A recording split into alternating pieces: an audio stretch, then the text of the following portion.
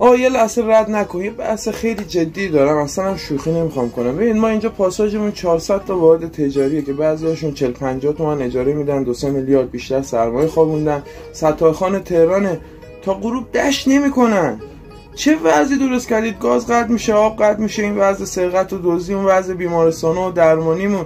هی میگی به خدا بسپر. به خدا من خدا از دهنم نمیفته، همین خداست اصلا نمیذاره بندای ما پارشه. اگه به دست شما بود که اصلا ما الان هیچ دیگه از همون نمونده بود. ولی خدا تا کی میخواد جور این بی بندوباری و کارهای شما رو بکشه؟ بابا یه مدیریت درستی بکنید.